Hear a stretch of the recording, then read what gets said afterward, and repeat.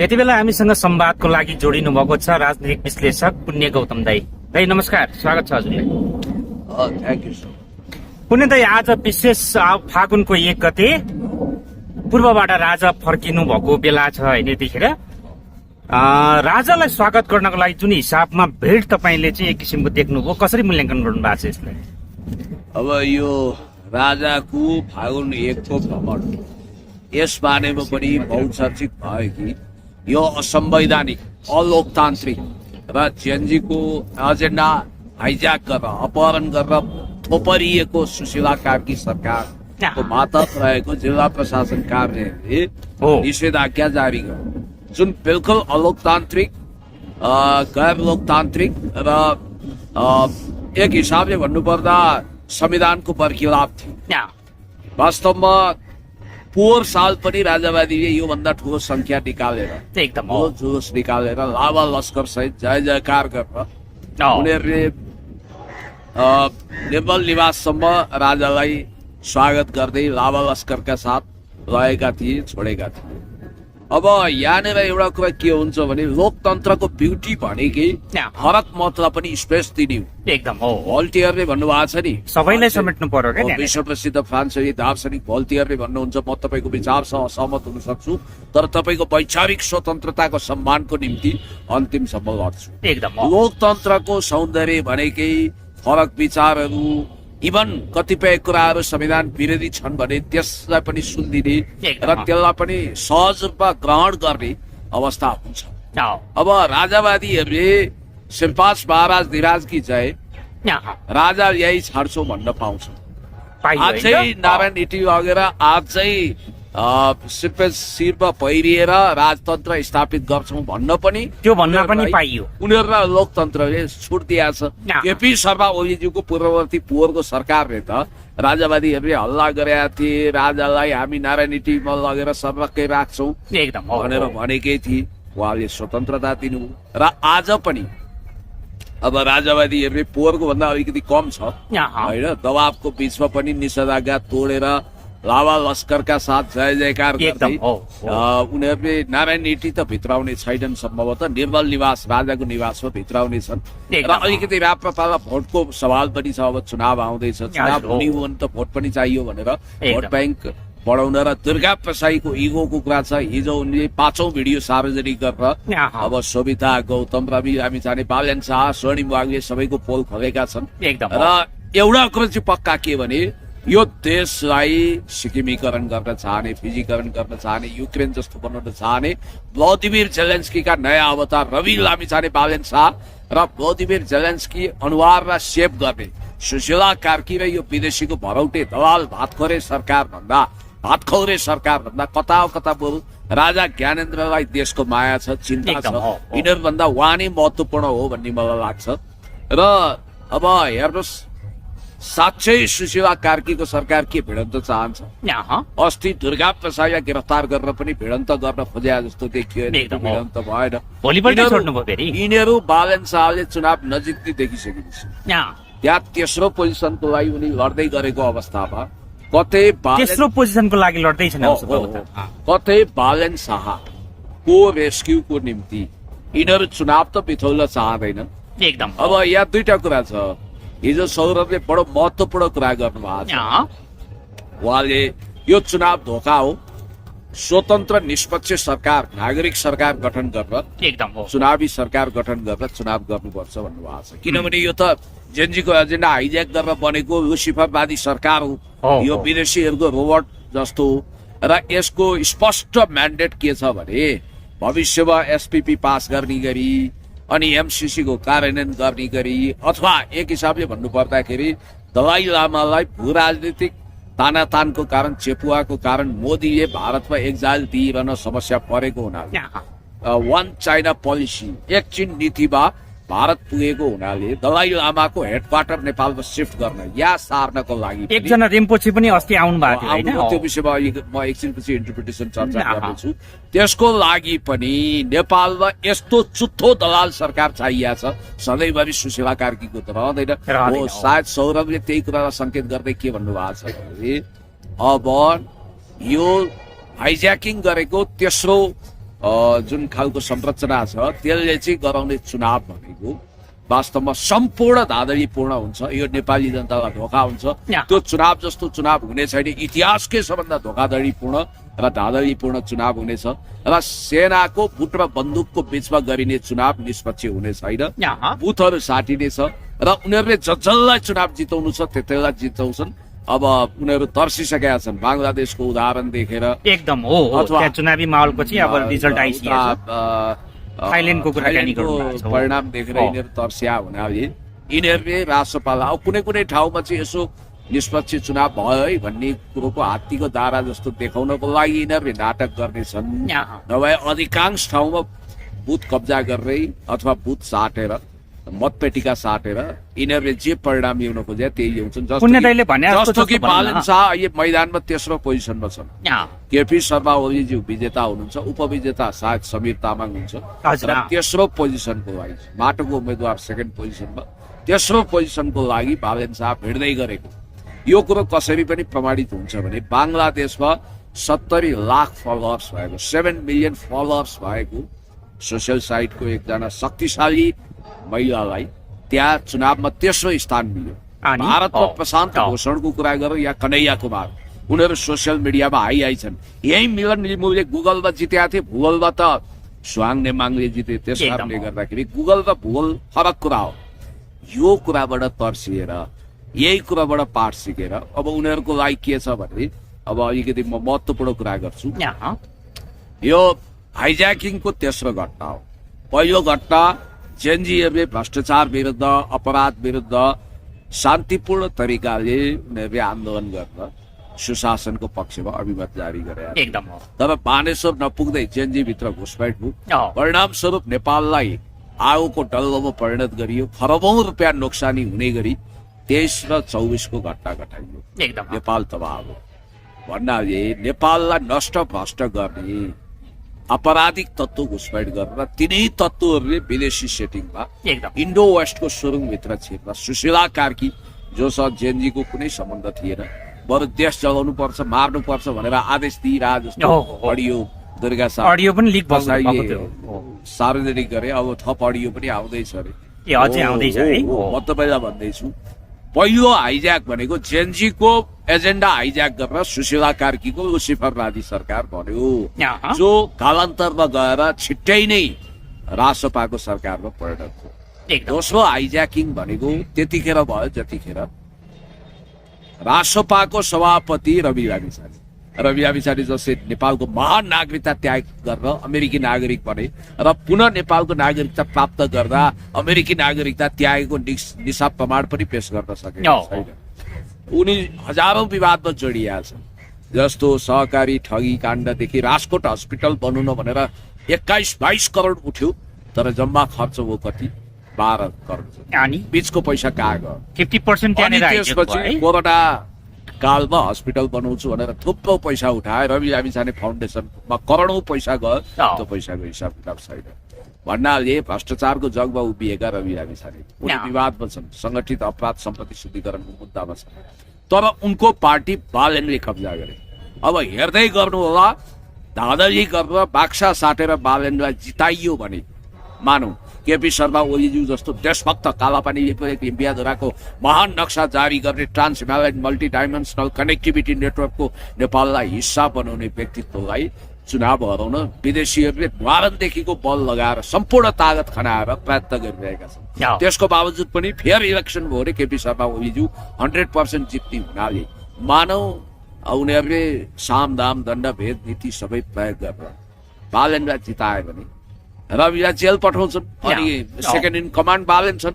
अनि त्यो पार्टीको विधान अनुसार सभापति नभइकन संसदीय दलको नेता हुँदैन, संसदीय दलको नेता नभइकन प्रधानमन्त्री हुँदैन। अनि पार्टी कब्जा गराउनको लागि बालनलाई त्यहाँ लगे र काहीँ नभएको जात्रा हाँडी गाउँमा भने जस्तो बालन शाहको हातमा पार्टी पुर्याए। यो दोस्रो कब्जा। तेस्रो नियमित महाधिवेशन वैशाखमा हुँदै थियो, तर एमसीसी सम्झौता छाती ठोकेर गरेको हुनाले गगन थापा जस्तो अत्यन्तै घातक चिन्तनको मान्छे, काङ्ग्रेस भन्छु म, काङ्ग्रेसको नेता हुन लायक मान्छेलाई काङ्ग्रेस कब्जा गराइयो। त्यसमा हाइज्याकिङ।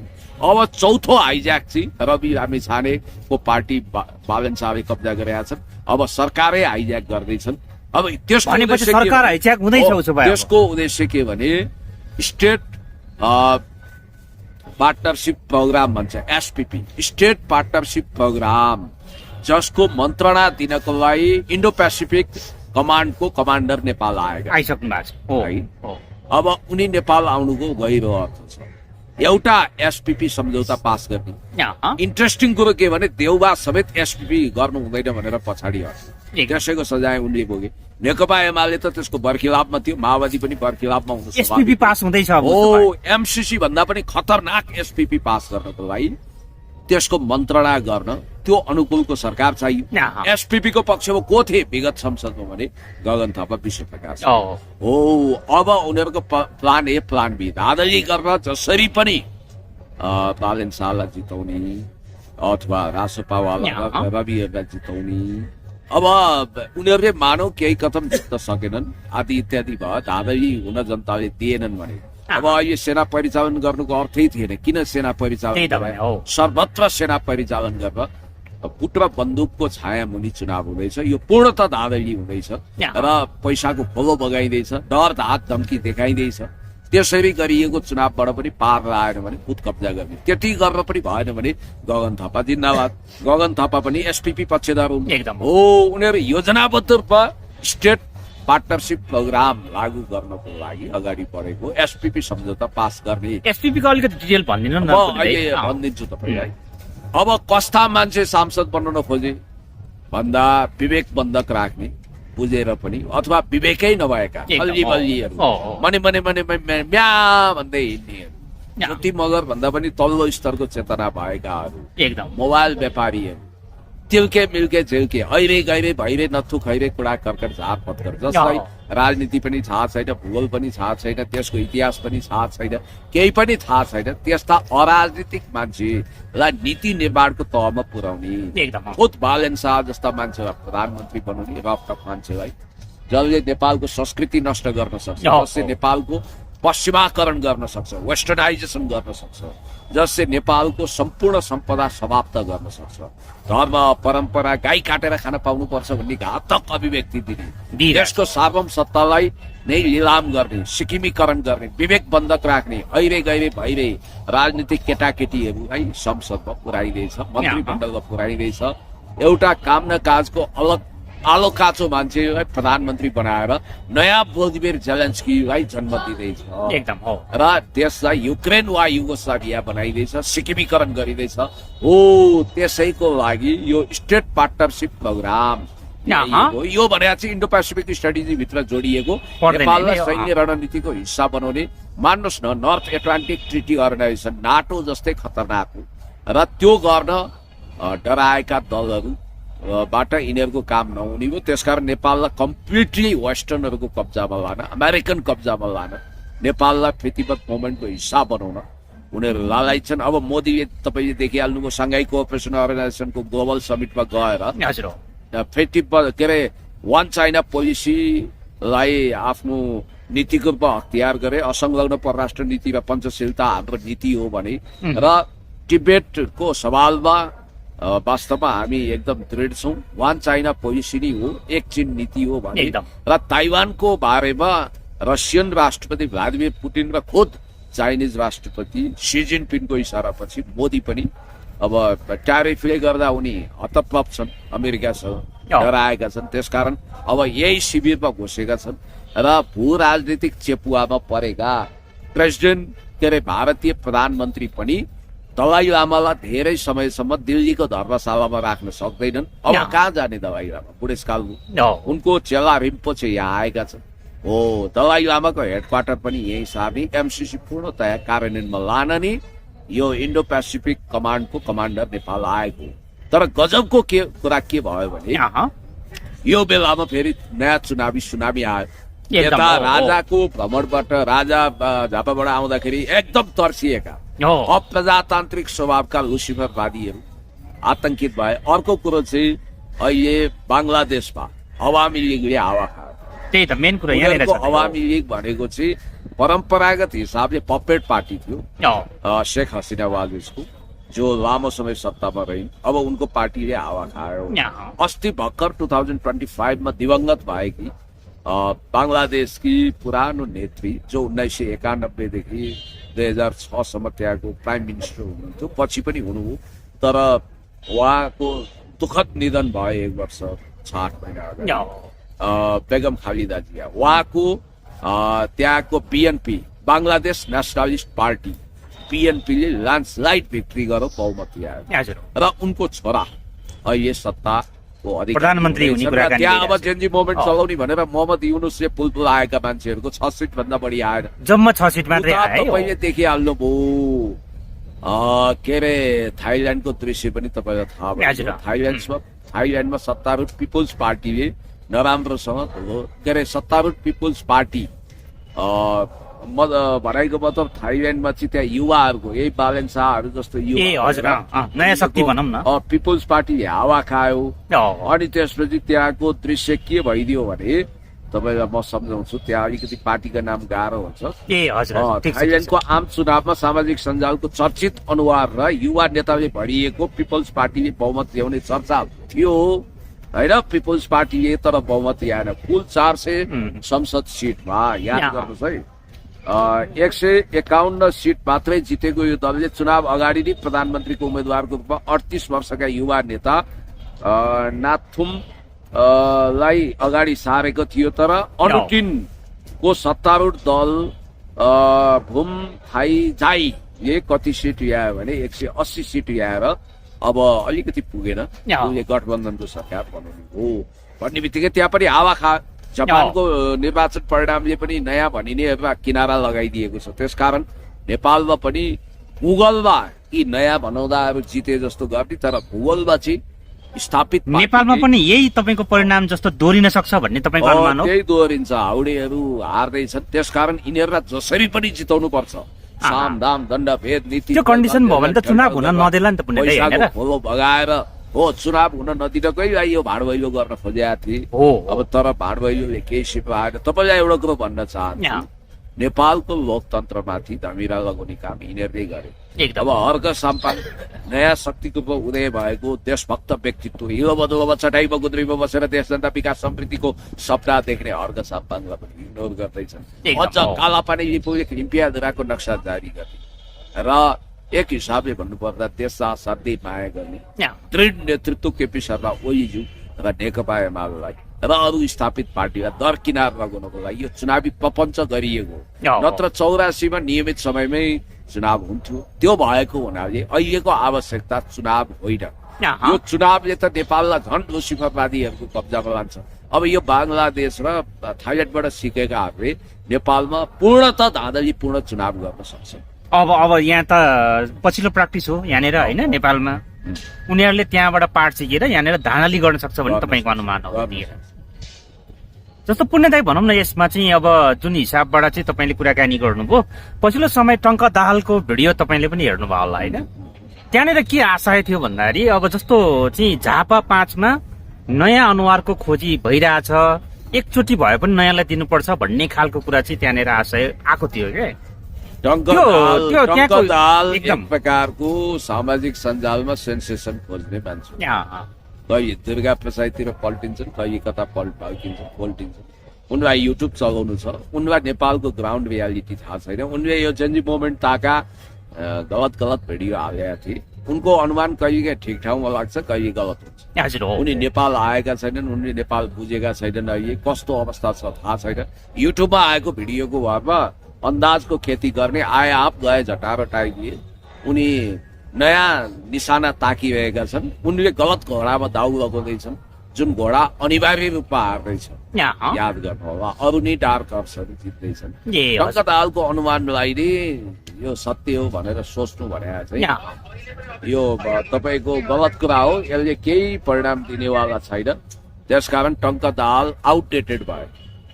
त्यसलाई भनेपछि तपाईँको जस्तो भनौँ न, उहाँले संवाद गर्नु भएको छ आफ्नो काकासँग, राजनीतिक गुरु पनि भन्नुभएको छ। ए बाबा, एउटा काकासँग संवाद गरेर लाखौं मतदाताको भाग्य र भविष्य अथवा उनीहरूको मतदानमा उनले सुनिश्चित गर्न सक्छन्। को काका ल्याए, कुन काने खुसी भएको थियो, के भएको थियो, त्यो केही म्याटर गर्दैन। मैले भन्न खोजेको कुरा के हो भने देशको ग्राउन्ड रियालिटी एउटा छ, थोपरिएको चुनावको अवस्था अर्को छ। एकदम सुशीला कार्कीले चाँडोभन्दा चाँडो राजीनामा दिनुपर्छ। उनले देशलाई तबाह गरेकी छन्। उनको कारणले यो वास्तवमा राष्ट्रपाको सरकार हो। हेर्नु, अपराधमा मुछिएका, भ्रष्टाचारमा मुछिएका, हिंसामा मुछिएका, सिंहदरबार जलाउन हिँडेका, संसद भवन जलाउन हिँडेका व्यक्तिका, नागरिकका सम्पत्ति तबाह गर्ने, अनि त्यसपछि ठाउँ ठाउँमा आगो जोस्ने, विदेशी दूतावासको एजेन्टगिरी गरेका, दोहोरो नागरिकता लिएको एमसीसीका दलालहरू, विदेशी दलालहरू, लुसिफरवादीहरू, देश विरोधीहरू, गाई काट्नुपर्छ पाउनुपर्छ भनेर वकालत गरिरहेका, त्यो अर्को फेरि त्यो के लामिछाने भन्ने अच्युतम लामिछाने। अब कोरियाले चाहिँ गाईको मासु बेचेर यति कमाउँछ, अब हामी किन पछाडि हट्ने भनेर वाहियात कुरो गरिरहेको छ। त्यो मान्छेको त दिमाग पनि के हो।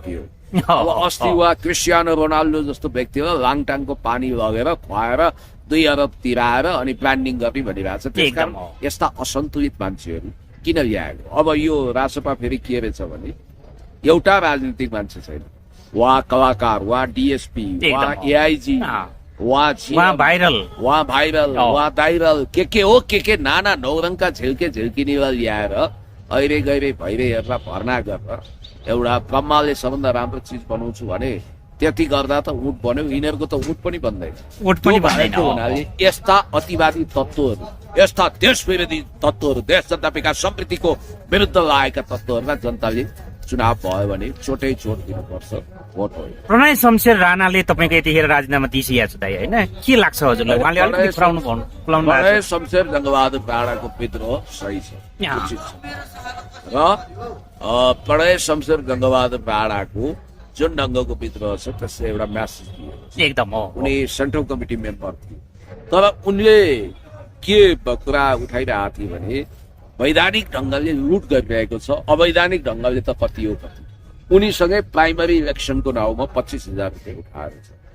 अब समानुपातिको 50,000 कति पर हेड, अनि त्यसपछि प्रत्यक्षमा 25,000 गरेर यिनीहरूले करोडौँ रुपियाँको पूर्ति गरे। रवि लामिछाने भने त देशको नागरिकता त्याग गर्ने मान्छे हुन्, उनको विषयमा धेरै खुनपुत्रो गरिरहनै पर्दैन। म यति कुरो भन्छु कि रासपा पूर्णतया पतन हुनुपर्छ।